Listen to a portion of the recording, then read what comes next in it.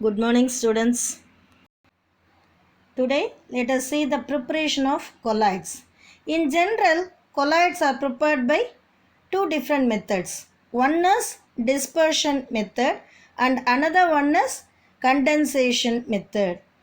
In dispersion methods, larger sized particles, it is broken down to colloidal size particles. Okay, already you know very well that we are having three types of solution: true solution, colloidal solution and suspension. So suspension particles are converted into colloidal size particles by using this dispersion method.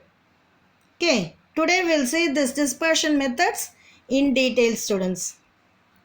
First, it is mechanical dispersion. For mechanical dispersion, we are using colloidal mill. This colloidal mill, in this, the solid is ground into colloidal dimension. That is, this colloidal mill actually it consists of two metal plates which is rotating in opposite direction at very high speed. 7,000 revolution per minute, even that also you have to mention it. Okay. So whatever size is needed, that size, by adjusting the two plates, we can get the desirable colloidal particles. The size of the particles can be obtained as per our wish. Okay. By using this mechanical dispersion, we are preparing colloidal solutions of ink and graphite. Okay. Next, it is electrodispersion. For electrodispersion, we are using Bradig's arc method. Actually, in this Bradig's arc method, an electrical arc that is struck between two electrodes dispersed in water that is surrounded by ice. Now we are passing a current of 1 ampere per 100 volt. At that time when we pass, it forms vapor. The arc which is produced, that is forming the vapor of metals which immediately condense to form colloidal solution. Is it clear? So once when we produce the arc, that it vaporizes the metal. After that, that metal vapors are immediately converted into colloidal solution. Okay. By using this method, we are preparing colloidal solutions of many metals like copper, silver, gold, etc. Okay. Here we are adding alkali hydroxide for stabilizing the colloidal solution. So, alkali hydroxide, it is added as a stabilizing agent for the colloidal solution. Okay. Even Swedberg, he modified this method for the preparation of non-aqueous inflammable liquids. For non-aqueous inflammable liquids, we can say ether, benzene as an example.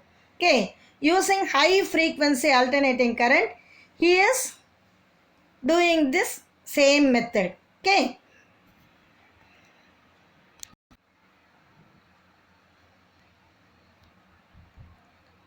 Now let us see the ultrasonic dispersion method. Okay. In this ultrasonic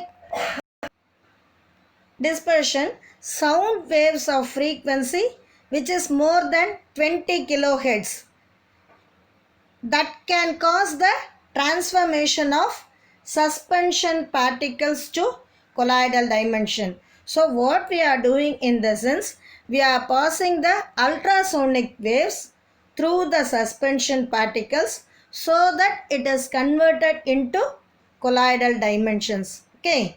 Even class obtained mercury salt by subjecting this mercury to high frequency ultrasonic vibration. See in this picture, mercury, it is subjected to ultrasonic dispersion so that we are getting colloidal salt of mercury. Okay. So this ultrasonic vibration which is produced by the generator, that spread the oil and transfer this vibration to the vessel with mercury in water.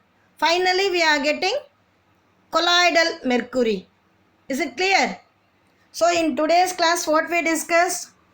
In dispersion methods we saw three types of dispersion.